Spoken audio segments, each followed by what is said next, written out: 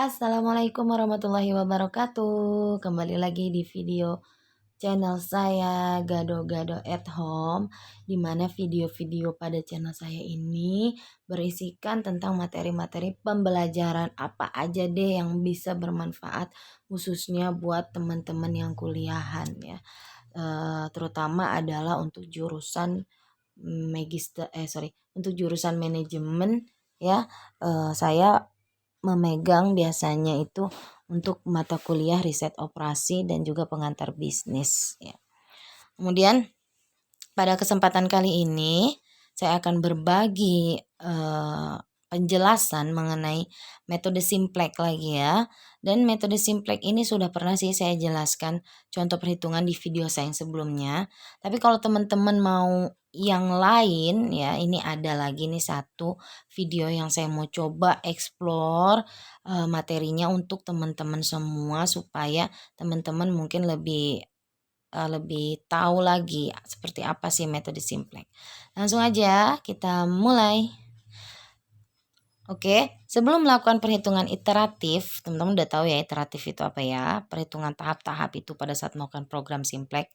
Ya, untuk menentukan solusi optimal, pertama kali bentuk umum pemrograman linear diubah dulu ke bentuk baku. Ya, ingat, yang harus kamu lakukan pertama kali itu adalah ubah ke bentuk baku. Ya.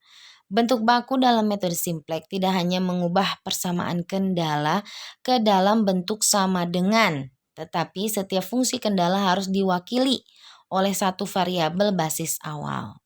Variabel basis awal menunjukkan status sumber daya pada kondisi sebelum ada aktivitas yang dilakukan. Dengan kata lain, variabel keputusan semuanya masih bernilai 0. Dengan demikian, meskipun fungsi kendala pada bentuk umum pemrograman linear sudah dalam bentuk persamaan, fungsi kendala tersebut masih harus tetap berubah.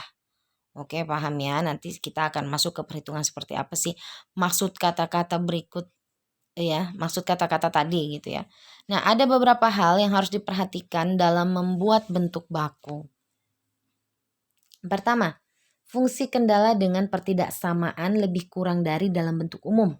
Itu diubah menjadi persamaan sama dengan menambahkan satu variabel slack. Nah, jadi kata kunci kedua adalah variabel slack. Setelah tadi ya, kita harus bahan baku ya, bentuk baku kata kunci pertama, kata kunci adalah variabel slack. Oke, yang kedua, fungsi kendala dengan pertidaksamaan lebih besar sama dengan dalam bentuk umum diubah menjadi persamaan sama dengan apa nih? Mengurangi satu variabel surplus. Kalau tandanya madep ke arah kiri, nah itu nanti dengan cara mengurangi satu variabel surplus. Dan yang ketiga, fungsi kendala dalam persamaan dalam bentuk umum ditambahkan satu artificial variable atau variabel buatan.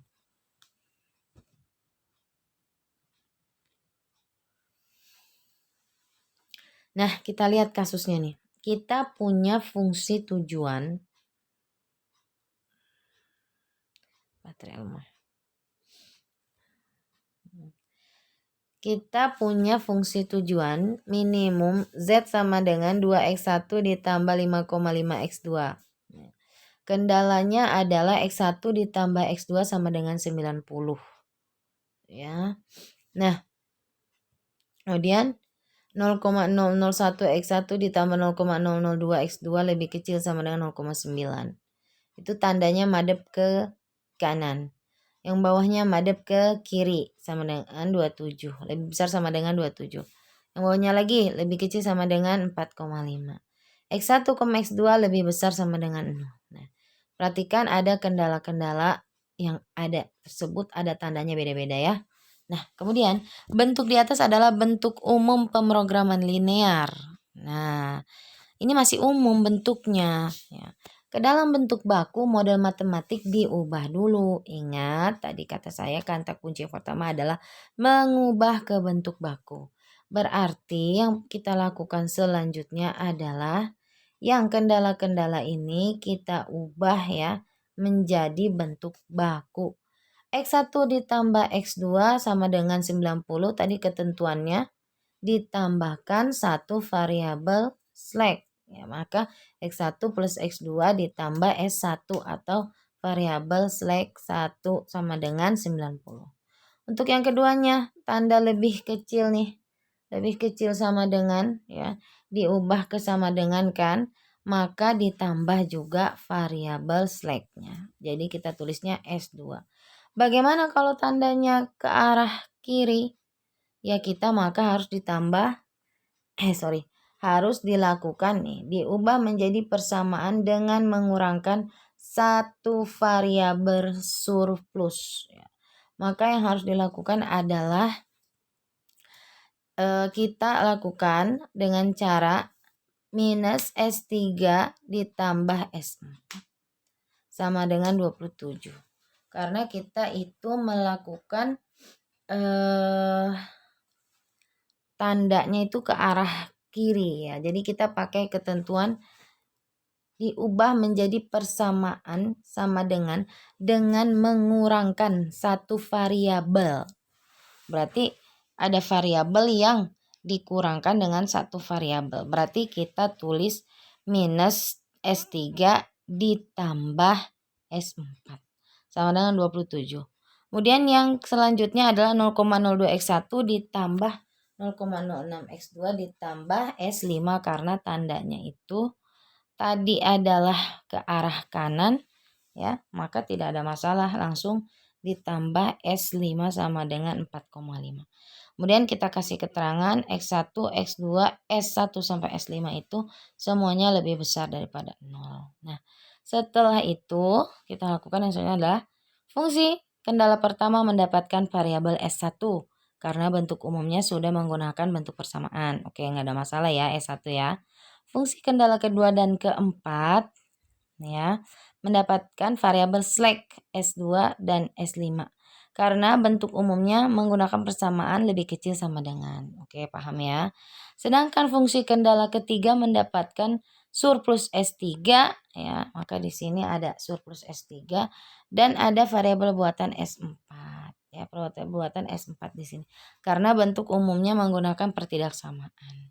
Jadi akan berbeda ketika kendala itu ada tanda yang seperti ini dengan tanda yang seperti ini ya. Akan berbeda bentuk bakunya. Kemudian perhatikan kasus B-nya ya. Ada persamaan maksimum misalnya Z sama dengan 2X1 ditambah 3X2. Itu biasa ya, itu adalah maksimumnya. Nggak kita otak-atik ya. Kemudian kalau kendalanya. Nah, kendalanya di sini madepnya ke arah kanan semua ya. Ya kan? Tuh. Maka dia tidak ada masalah ya. Kita langsung menambahkan S1, S2, dan S3.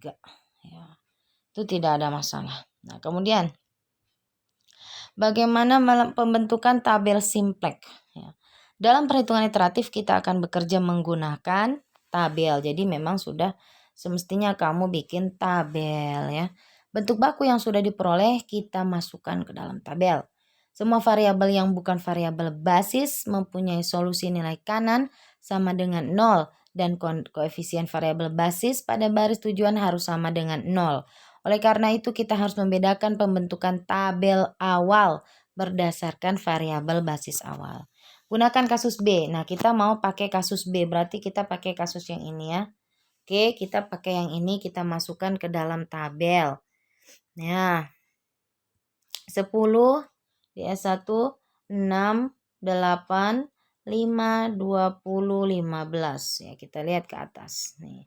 10, 5, 6, 20, 8, 15. Ya, kemudian itu masukkan ke sini. Minus 2 dan minus 3 itu dari ini. Kenapa itu kok jadi minus sampai situ? Karena kita membuat Z sama dengan 2X1 ditambah 3X2 yang ada pada soal yang B ini ya. Kita ubah menjadi Z minus 2X1 minus 3X2 sama dengan 0. Maka nilai 2-nya itu di sini berubah menjadi minus 2 dan 3-nya juga berubah menjadi minus 3. Kemudian saya untuk menyelesaikan tabel berikutnya, kita kan di sini ada penambahan variabel slack sebanyak 3 S1, S2, S3. Kita tulis di sebelah sini S1, S2, S3 dan juga solusi. Ya, kemudian kamu tulis 0, 0, 0 untuk yang maksimum ya atau yang Z pada baris Z. Sementara untuk barisan S1, S2, S3 maka polanya adalah satunya itu miring. Ya, terus miring gitu ya, miring seret segaris gini ya. Nanti kalau ada S4 berarti di bawah sini, S5 di sini dan seterusnya gitu ya. Nah, solusi itu dari mana? Dari soal juga ya. 0, 0 itu dari Z ya, dari yang Z minus 2X1 minus 3X2 sama dengan 0 ditulis ya. Kemudian kalau ini 600 sebanyak 3 kali. Oke, kita masukkan ke dalam tabel simplex. Langkah-langkah penyelesaiannya ya, yang pertama adalah periksa apakah tabel layak atau tidak.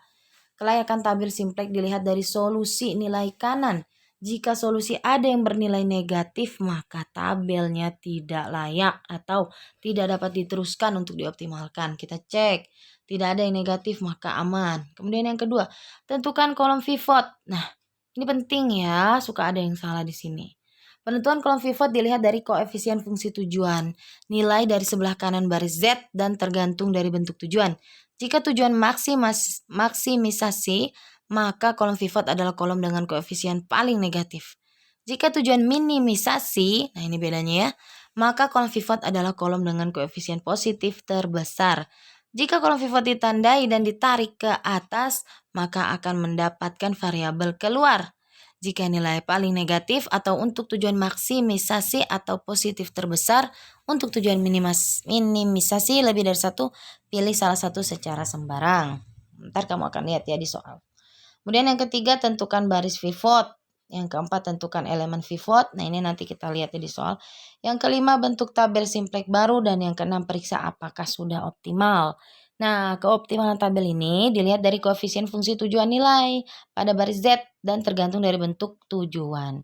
Untuk maksimisasi, tabel sudah optimal jika, nih catatannya, nilai pada baris Z sudah positif atau 0 pada tujuan minimisasi. Jika tabel optimal semua nilai pada baris Z sudah negatif. Ya, jika belum kembali ke langkah nomor 2, ulangi lagi. Nanti rumus-rumus ini kita akan lihat ya di soal selanjutnya. Oke, kita akan melihat nanti perhitungan selanjutnya pada video saya selanjutnya. Part 2. Oke, dadah.